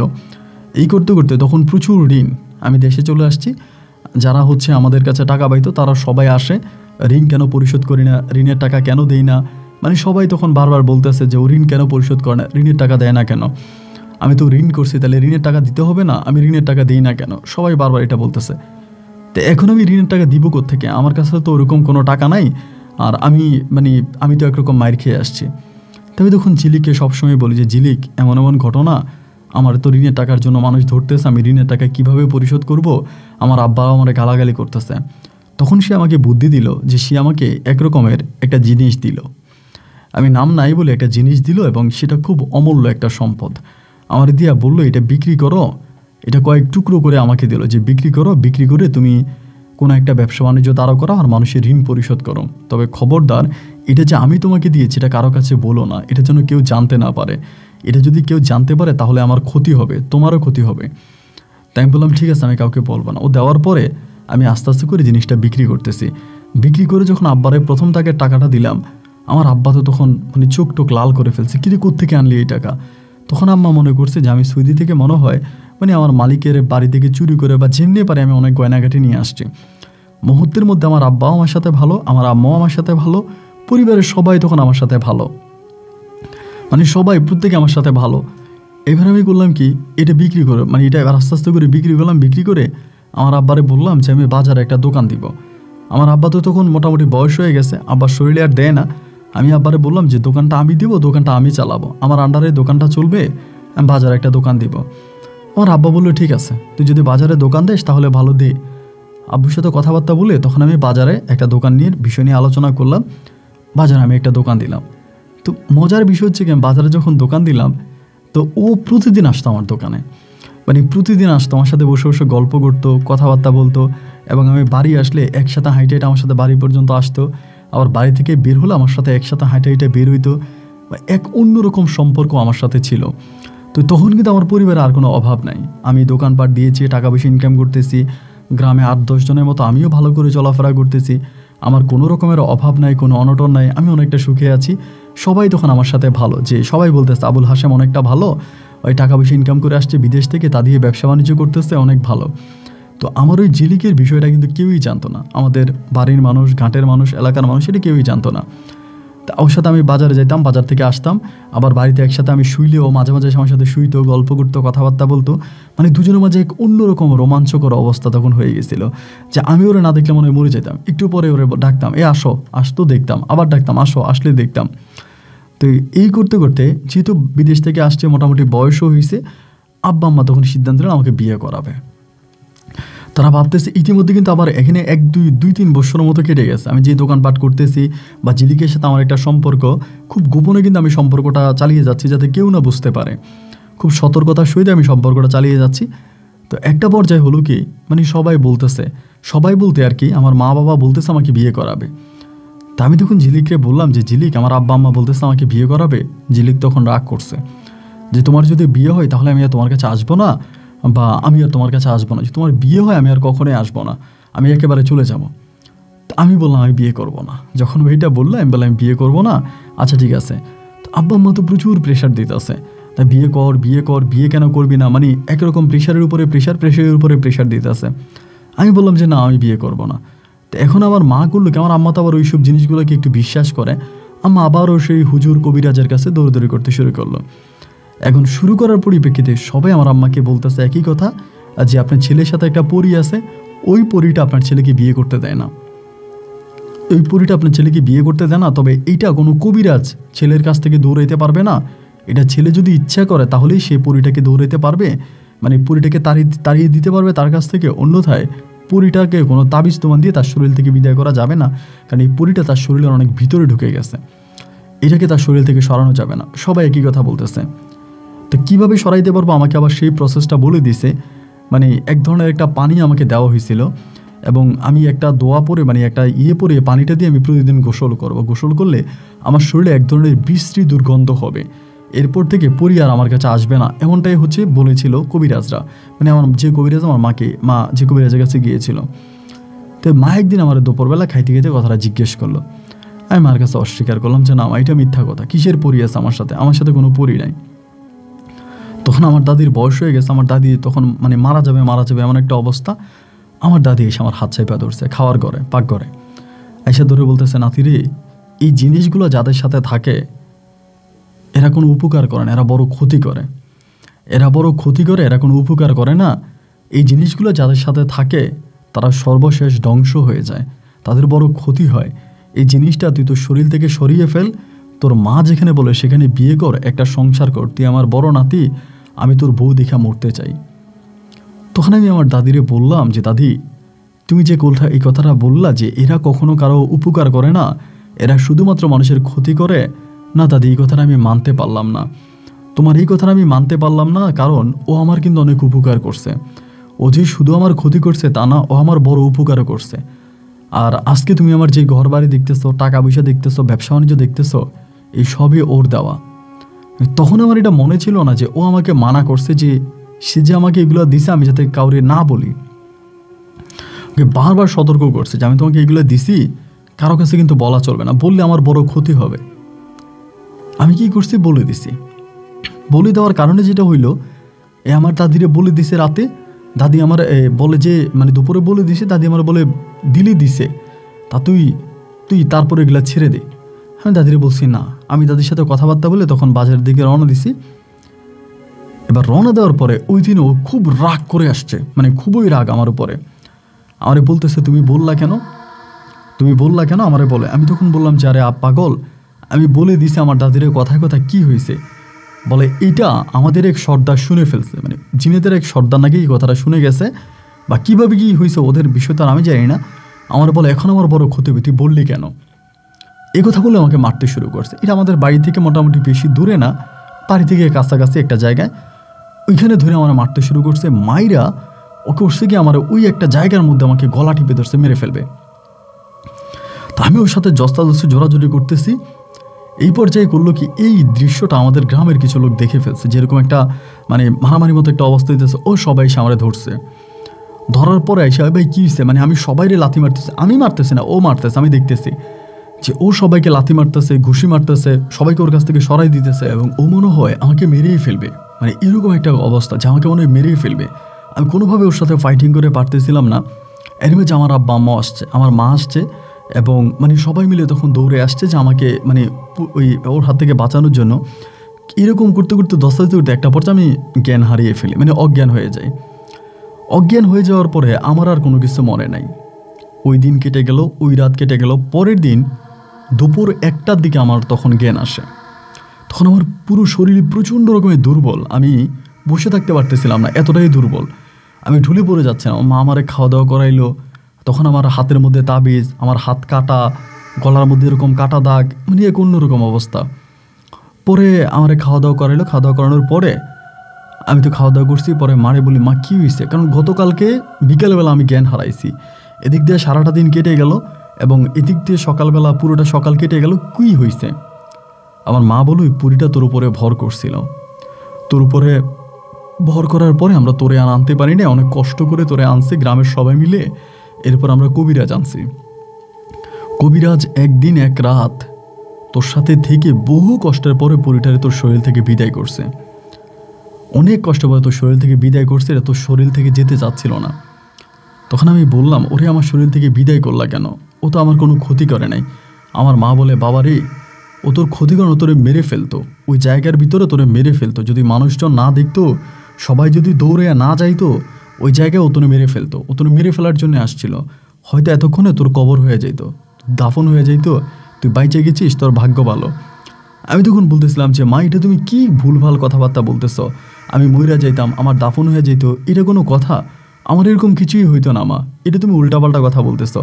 আমার মা বলে, আমি একদমই উল্টাপাল্টা কথা বলতেছি না, তোকে মেরে ফেলতো। তাই আমি বললাম যে, এবার আমার হাতে তাবিজ, গলায় তাবিজ। আমার দাদি তখন আমাকে জড়াই ধরে চিৎকার করে কান্না করতেছে, আবুল হাশেম রে, আমি তোর বউ দেখে যেতে চাই, তো তোর মায়ের মতে বিয়ে কর, এই সব কিছু ছেড়ে দে। তখন আমি চুপ হয়ে গেছি যে আমি কি করব, ঠিক আসলে বুঝতে পারতেছিলাম না। এক একটা আবার মনে হচ্ছে যে ও যেমনি এসে আমাকে ধরছিল, ও তো আমার মায়েরা ফেলাইতো। ও যেভাবে এসে আমাকে ধরছে, আমার গলা টিপা ধরছে, তো আমাকে মেরে ফেলতো। এবং সত্যি তো মনে হয় এলাকার মানুষজন না গেলে আমি মনে হয় মারা যাইতাম। তো ওরে মিস করতেছে, রাতের বেলায় শুইতাম, ওরে কিন্তু আর দেখতাম না। দীর্ঘ বছরের সম্পর্ক, ওকে দেখি না। ইতিমধ্যে মা তখন মেয়ে দেখা শুরু করছে, এই বাড়ি ও বাড়ি, এ পাড়া ও পাড়া, বিভিন্ন পাড়া আমার জন্য মেয়ে দেখতেছে। আমার বিয়ে শাদী করার কিন্তু কোনো ইচ্ছা নাই যে আমি বিয়ে শাদী করবো না। এরপর আমার মেয়ে দেখতেছে, পরে গ্রামের সবাই আমার ধরছে যে, আবুল হাশেম বিয়ে কর, বিয়ে করলে ভালো হবে, তো এইভাবে বিয়ে না করে থাকিস না। সবাই মিলে ধরছে। ধরার পরে সবাই যখন ধরলো, তখন চিন্তা করলাম যে ঠিক আছে, তাহলে বিয়ে করি। পরে আমাদের পার্শ্বপাশি গ্রামেরই একটা মেয়ে, নাম হচ্ছে রুজিনা আক্তার। আমার পাশাপাশি বলতে আমাদের গ্রাম থেকে মোটামুটি দূরেই আছে। সেই গ্রামের একটা মেয়ের সাথে আমার বিবাহ ঠিক হলো। এরই মাঝে কিন্তু আমি ঝিলিককে দেখতে পেলাম না। ঝিলিক কোথায় গেছে না গেছে, ঝিলিক আছে কি নাই সেটাও কিন্তু আমি জানি না। এরপর আমাদের বিয়ে হলো এবং বিয়ে হবার পর ওর সাথে আমার বাসর ঘর হলো, সব কিছু ঠিকঠাক হলো। তা আমি তখন আর নিয়মিত দোকান করতে পারতাম না, দোকানটা অনেক দূরে ছিল। আর আমার বউটা একটু ভালো ছিল না, সত্যি কথা বলতে বউটা খুব খারাপ ছিল। ও কারণে আমার সাথে ঝগড়া করতো, মন মানসিকতা সবসময় খারাপ হয়ে থাকতো। ব্যবসা বাণিজ্যের প্রতি কোনো ফোকাস দিতে পারতাম না, ব্যবসার প্রতি কোনো মনোযোগ দিতে পারতাম, সারাক্ষণে ঝগড়া করতো। 19 থেকে 20 হলে ঝগড়া লেগে যেত, আমার গায়ে হাত তুলতো। মানে একরকম দুর্বিষহ এক জীবন আমি পরিচালনা করতে শুরু করি, মানে ভীষণ রকমের দুর্বিষহ। কোনো জীবনে কোনো শান্তি নাই, কোনো সুখ নাই, সারাক্ষণে ঝগড়া জাটি, এমন অবস্থার মধ্যে কাটতেছে। দিনে দিনে ব্যবসা আমার প্রচুর পরিমাণে ডাউন খাইতেছে। ব্যবসা ডাউন হইতে হইতে হইতে হইতে আমার প্রায় সর্বোচ্চ আমি শেষ করে ফেলছি। মানে আমার আর কোনো কিছু নেই। এরই মাঝে আমার বউ আবার করছে কি, মানে এখানে আমাদের আরেকটা পারিবারিক ঝামেলা আছে, এটা যেহেতু মামলাধীন অবস্থা আছে, ওটা নিয়ে না বলি। ওই একটা মামলা আমি খাই। একটা মামলা খাওয়ার পরে আমার দোকানপাট, ব্যবসা বাণিজ্য মোটামুটি সব কিছুই প্রায় ওখানে শেষ হয়ে যায়। এবং শেষ পর্যন্ত আমি আমার বউয়ের গায়ে হাত তুলি, বউকে মারি। এবং মারি যে আমি আমার বউকে কিন্তু মেরে ফেলার জন্য মারি না, মানে বউ শাসন করার জন্য যেভাবে মারা হয় ওভাবেই মারি। কিন্তু আল্লাহর কি হুকুম আর কি, আমার বউটা মারা যায়। মানে রাতের বেলা আমি ওকে মারি। প্রথমে আমি অন্য একটা বিষয়ে মামলা খাই, সেই মামলায় আমার ব্যবসা বাণিজ্য সব প্রায় শেষ। এরপরে আমি ওর গায়ে হাত তুলি, দুজনের মাঝে ঝগড়াঝাটি হয়। ঝগড়াঝাটির পর যা হাত তুলো, তখন প্রেগনেন্ট থাকে। আমি ওর পেটে লাথি মারি এবং লাথি মারার পর হসপিটালে নিয়ে যায়। হসপিটালে নিলে একদিন থাকে হসপিটালে, পরের দিন ও মারা যায়। এবং ও মারা যাওয়ার পরে ওর পরিবার তখন আমার নামে একটা মামলা দায়ের করে। মামলাটা করে হত্যা মামলা। হত্যা মামলাটা, ওর যেহেতু পেটে বাচ্চা ছিল, হত্যা মামলা হয়। এবং সেই হত্যা মামলা খেয়ে আমি তখন কোনোভাবে এখান থেকে পালিয়ে যাই, মানে বাড়ি থেকে আমি তখন পালিয়ে যাই। তো পালিয়ে যাওয়ার পরে আমি তখন বরিশাল থেকে আপনার সিলেট এক জায়গায় চলে যাই। সিলেট এক জায়গায় আমি এক লোকের সাথে পরিচয় ছিল, ব্যবসার খাতিলে পরিচয়, ওই লোকের বাড়িতে চলে যাই এই মামলাটা খাওয়ার পরে। তো তখন কিন্তু আমার পরিবারটা পুরো মানে একেবারে ছিন্ন বিচ্ছিন্ন হয়ে গেছে। পরিবারে কোনো সুখ নাই, কোনো শান্তি নাই। মানে তখন আর মানে একরকম আর কোনো কিছুই নেই আর কি, অবশেষ আর কোনো কিছুই নেই। সিলেটে চলে গেলাম। সিলেটে চলে যাওয়ার পরে ওখানে ব্যবসা বাণিজ্য বলতে এক ভাইয়ের বাড়িতে গেছি। ওই বাড়িতে কয়েকদিন ধরে থাকলাম এবং সেও জানে আমার নামে মামলা টামলা আছে। তার সাথে থেকে আমার শেষ কয়টা টাকা ছিল, মানে সর্বশেষ কয়টা টাকা ছিল, মানে যেটা আমার একেবারে সর্বশেষ পুঁজি মনে করতে পারেন, আমার মৌতের হক যেটাকে বলে, ওই টাকাটা দিয়ে তখন আমি করলাম কি, একটা গরুর ফার্ম দিলাম ওখানে। ওই জায়গার মধ্যে একটা গরুর ফার্ম দিলাম এবং গরুর ফার্মটা দেওয়ার পরে মোটামুটি এটা মানে খুব ভালোভাবেই চলতেছে আমার এই গরুর ফার্মটা। গরুর ফার্ম বলতে ওরকম না, ধরুন আমি একটা গরু 2টা গরু কিনলাম, ওর আবার নিজের গরু আছে, তো 2 বন্ধু মিলে তখন ওই পার্টনারে গরুর দুধ বিক্রি করতাম, গরুর ফার্ম দেখাশোনা করতাম, এরকম করে চলতাম। এই করতে করতে আমি আমার বন্ধুর কাছে বিস্তারিত ঘটনাগুলো খুলে বললাম যে আমার জীবনে যা যা ঘটেছে আর কি, আমার সিলেটি বন্ধুর কাছে, যে আমি এইভাবে ধরা খাইছি এমনি এমনি। ও আমারে বলে, তুই ঝিলিকরে তোর জীবন থেকে সরাইয়া তুই ভুল করছিস। ঝিলিক তোর উপরে হাত তুলছে, তোর উপরে প্রতিশোধ নিছে, এটা তো তুই ঠিকই আছে, তুই কেন ঝিলিক যেটা মানা করছিস এটা মানুষের কাছে বললি কেন? তো ঝিলিক যদি তোর জীবনে আবারও ফিরে আসে তুই আবারও কোটিপতি হয়ে যাবি। একটা কাজ কর, তোর ঝিলিকরে তুই তোর জীবনে ফিরে আন। তখন কিন্তু আমি তাবিজ ব্যবহার করতাম না। সিলেট যাওয়ার আগেই আমি তাবিজ খুলে ফেলি, মানে আমার বউর সাথে ঝগড়া করে আমি তাবিজ খুলে ফেলি যে যাতে ঝিলিক আমার জীবনে আবারও আসে। কিন্তু ঝিলিক আর আমার জীবনে আসে নাই। আমি তাবিজ, আপনি ধরেন তাবিজ পড়া অবস্থায় মানে তাবিজ খুলে ফেলেছি, ঝিলিক আর আসে নাই। তাই আমি আমার বন্ধুরে বলি যে ও তো আর আমার কাছে আসে না, আমি তো তাবিজও খুলে ফেলেছি, বহুদিন হয়ে গেল, ও তো আমার কাছে আসে না, সুতরাং এইসব আর বলে লাভ কি? আমার বন্ধু তখন আমারে বলতেছে, দোস্ত একটা কাজ কর, আমার কাছে মনে হয় যে ঝিলিক তোর জীবনে আবারও আসবে, তবে ঝিলিক এভাবে আসবে না, ঝিলিককে তোকে আনতে হবে। তা আমি বললাম যে ঝিলিককে আমি কিভাবে আনবো, মানে ঝিলিককে আমি আনবোটা কিভাবে তা তো বলবি। ও আমাকে বলে, আমার কাছে একটা কবিরাজ আছে, কবিরাজটার কাছে গেলে আমার কাছে মনে হয় তিনি তোর জীবনে ঝিলিককে আবার এনে দিতে পারবে। এটা সিলেটের ঘটনা। পরে আমি বললাম যে ঠিক আছে, তাহলে একদিন আমাকে কবিরাজটার কাছে নিয়ে চল।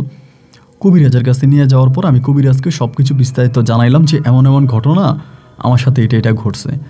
কবিরাজ তখন আমারে বলল যে আমি এনে দিতে পারি, তবে আমার টাকা লাগবে।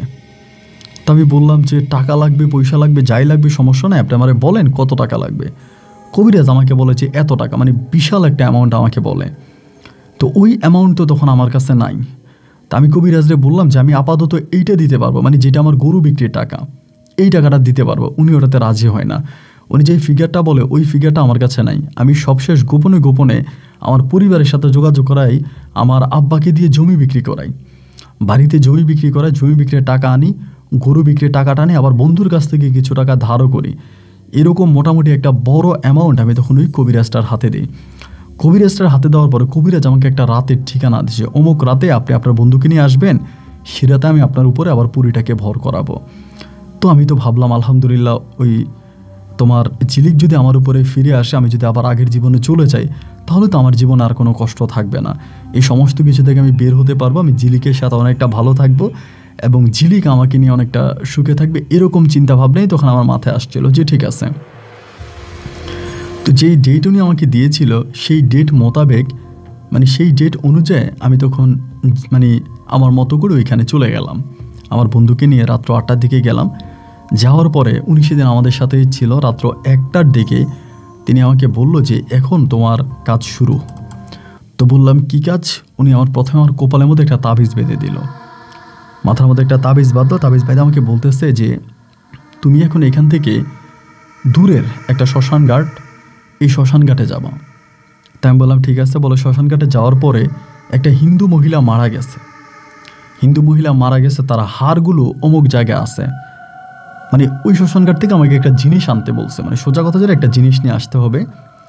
ওইটা যদি আমি নিয়ে আসতে পারি, ওইটার উপরে উনি আমার পরীকে এনে হাজির করে তারপর আমার উপরে পরীকে আবার উনি বশ করাবেন। তাই আমি বললাম আমার পরী তো এমনি আমার কাছে আসতে চাই। উনি বলে না, ও আসতে রাগ করছে, ওরে আগে বাধ্য করে আনতে হবে, ওরে বাধ্য করে আমি আনবো, আনার পরে আমরা দুজনে মিলে ওকে বুঝাবো এবং বুঝিয়ে শুনে ওকে ঠিক করবো, কিন্তু এভাবে আসবে না, ও তোমার উপর রাগ করে আছে। পরে আমার বন্ধু বলে যা, শ্মশানঘাট এখান থেকে বেশি দূরে না, তুই তো চিনিসই, এদিক দিয়ে শ্মশানঘাটে গেলে ওখানে তুই জিনিসটা পাবি, সাথে একটা লাইট নিয়ে যা।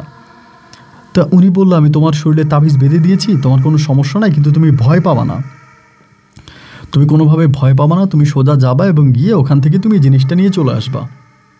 তাই আমি বললাম আচ্ছা ঠিক আছে। তো এই কথা বলার পরে আমি তখন আস্তে আস্তে করেই শ্মশানঘাটের দিকে রওনা দিলাম এবং শ্মশানঘাটে রওনা দেওয়ার পরে আমি শ্মশান ঘাটে গিয়ে পৌঁছাইলাম, তখন আপনার রাত্র আনুমানিক কয়টা 1:30 কি 2টার মতো বাজবে এরকম রাতের বেলায়। তো শ্মশান ঘাটের ভিতরে ঢুকছি, ঢুকে লাইট দিয়ে দেখতেছি যে কোথায় পোড়াইছে, জায়গাটা পাইছে এবং উনি যে হাড়ের কথা বললো ওই হাড়টাও পাইছে। হাড়টা নিয়ে আমি বের হয়েছি, এই শ্মশান ঘাট থেকে বের হয়েছি। মাত্র বের হয়েছে বলতে শ্মশান ঘাটের গেটে আসছে, আমার বন্ধু এখানে দাঁড়ায় আছে। আমার বন্ধু আমারে বলতেছে যে ওই কবিরাজ আমাদেরকে ধোকা দিয়েছে, ও একটা মিথ্যুক, তুই এটা ফালাই দে। আমারে বলে এটা শ্মশান ঘাটে ফালাই দে। আমি বললাম কি বললি তুই আমারে, কবিরাজ মিথ্যুক হতে যাবে কেন, তুই না বললি এটা ভালো কবিরাজ। আমার বন্ধু বলে তুই এটা ফালাই দে, এটা কেন ফালাই দিয়ে এটা নিয়ে যাইস না, কবিরাজ একটা মিথ্যুক, আমাদেরকে ধোকা দিয়েছে, চলো আমরা বাড়ি চলে যাই। আমি বললাম না বেটা, কবিরাজ মিথ্যা কথা বলবে কেন, কবিরাজ ঠিকই বলছে, তুই উল্টাপাল্টা বুঝতেছিস, আমি এটা নিয়ে যাব। আমারে বারবার বলতেছে তুই এটা ফালাই দে। আমি বললাম যে আমি এটা ফালাবো কেন, আমি নিয়ে যাব।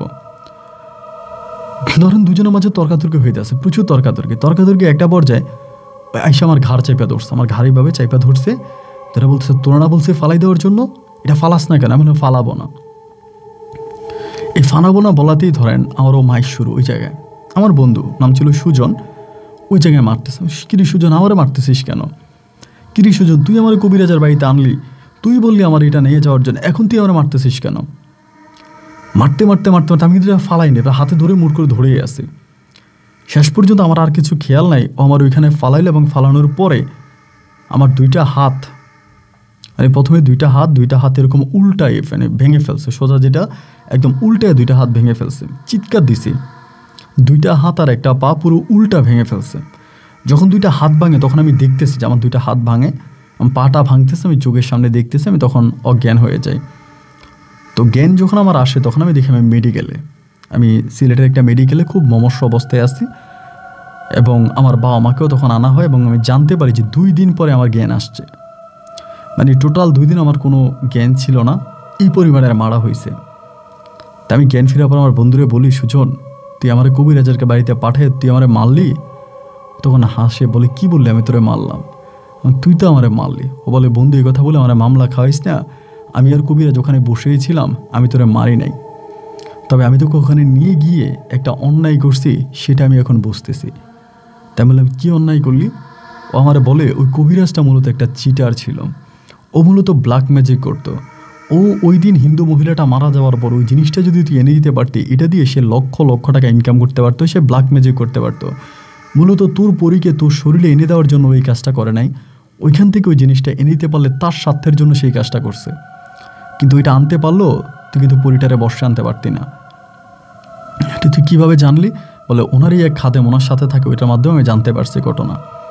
তবে তোর যে ওখানে মারছে এটাও আমরা বুঝতে পারছি, আমরা মানে ওই কবিরাজে আমার বলতেছে মাইরে ফেলতেছে, তাড়াতাড়ি যান। তা আমরা ওইখানে গিয়ে তোরে মানে তোর অবস্থা খুব খারাপ দেখলাম, তোর ওইখান থেকে আমরা হসপিটালে আনি এবং আজকের এই অবস্থা। আমি বললাম যে দেখ আসলে সত্যি কি তুই ছিলি না? ও বলে না আমি ছিলাম না, আমি ওই জায়গায় ছিলাম না, আমি কবিরাজের সাথেই ছিলাম। এবং পরিশেষেও খোঁজখবর নিয়ে জানতে পারি হ্যাঁ ও কবিরাজের সাথেই ছিল। তো আব্বা জায়গা বিক্রি করছে, ভাই বোনেরা আছে, বাপ্পা মারা গেছে, সবাই মারা গেল, জায়গা সম্পত্তি আব্বার সবই মোটামুটি বিক্রি করে দিল। আমার ভাগেরটা তো আর নাই, সব শেষ। আমার আর কোনো উপায় ছিল না আর কি, এত টাকা পয়সা, এত বিদেশ, এত কিছু হওয়ার পরও সবশেষ আমি ওই ভিক্ষাই করলাম এবং এখনও মানুষের কাছ থেকে দান দক্ষিণা সাহায্য নিয়েই কোনো রকম বেঁচে আছে, আর বিয়ে শাদী করিও নাই। এখন আমি বরিশাল শহরে কোথায় বলতে গেলে ভিক্ষা করি, আমি ভিক্ষুক। তো লজ্জার বিষয়ে যে আমি নিজের হাতে নিজের ক্ষতি করছি, আমি লোভের বশবর্তী হয়ে নিজের জীবন নিজে শেষ করছি। তা আমার কেন জানি এখনও বিশ্বাস হয়েছে হয়তো জিলিক কোনো একদিন আমার কাছে ফিরে আসবে, এই বিশ্বাসটা মনে কাজ করে এখনও। এবং সেই বিশ্বাস নিয়ে এখন আমি নামাজ কালাম পড়ি, আল্লাহর কাছে প্রার্থনা করে যেন জিলিক আমার জীবনে আরেকটা বার ফিরে আসে। এখন আমি হাত পা নাড়াইতে পারি না, এখন ওই হুইল চেয়ারে বসেই ভিক্ষা করি এবং ভিক্ষা শেষ করে ঘরে গিয়ে আপনার গল্পগুলো শুনি। এক কথায় বলতে গেলে আমি আপনার একজন ভিক্ষুক সাবস্ক্রাইবার। এই ভিক্ষুকের গল্পটা যদি আপনি রেকর্ড করেন, প্রচার করেন, আমি খুব খুশি হব ভাই। আমি আপনাকে টাকা পয়সা দিতে পারবো না, তবে দোয়া করব যাতে আল্লাহ অন্তত আপনার ভালো করে আমার গল্পটা রেকর্ড করলে। ভালো থাকবেন, আসসালামু আলাইকুম।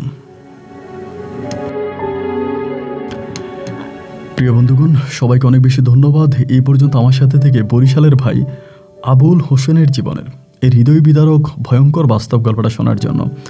আবুল হোসেনের গল্পটার মাঝে যেমনটাই না ভয় ছিল, তেমন আতঙ্কও ছিল, ঠিক তেমনি এক বাস্তবতাও লুকিয়েছিল। লোভে পাপ, পাপে মৃত্যু, এমনটাই লোকজন বলেছিল। সেই মৃত্যুর হাত থেকে হয়তো আবুল হাশেমকেই কেউ না কেউ বাঁচিয়ে দিয়েছে। তা না হলে লোভে পাপ আর পাপে মৃত্যু এই কথাটার আবারও একটা দৃষ্টান্ত প্রমাণ ঘটে যেত বরিশালের বাই প্রবাসী আবুল হোসেনের গল্প থেকে। আল্লাহ অনেকে বাঁচিয়েছে, হয়তো তার হয়াত ছিল, কোনো না কোনোভাবে তিনি বেঁচে গেছেন, কিন্তু এভাবে লোভের বশবর্তী হয়ে কিন্তু অনেকেই মারা যায়। সবাইকে অনুরোধ করবো, যেহেতু গল্প শুনেছেন সেখান থেকে সতর্ক হন। এই গল্পটা ছিল একটা জুয়া খেলার মতো। জুয়ার লটারি একবার পেয়েছেন, আবার ধরছেন, আবার পাইছেন, আবার ধরছেন, এবং একটা সময় হারিয়েছেন, তখন আপনার সর্বোচ্চ চলে গেছে। যার জন্য কখনোই অন্যের ধনের প্রতি লোভ করতে নাই। যতটুকু আল্লাহ দিয়েছে ততটুকুর প্রতি শুকরিয়া আদায় করতে হবে। বন্ধুরা, গল্প কেমন লেগেছে সেটা কমেন্ট বক্সে লিখবেন। এই গল্প নিয়ে কোনো মতামত থাকলে তাও করতে ভুলবেন না। আর হ্যাঁ, অবশ্যই আপনারা আমার চোখে আপনার ইলিশের নগরী চাঁদপুরের সেই সৌন্দর্য দেখবেন। ভিডিওটা এখনই এ জায়গায় ফুটে উঠবে, চাইলে ওখান থেকে আপনারা ক্লিক করে দেখে নিতে পারেন। অবশ্যই দেখবেন। সবার কাছে অনুরোধ রইল। এখানেই বিদায়। আল্লাহ হাফেজ অ্যান্ড আসসালামু আলাইকুম।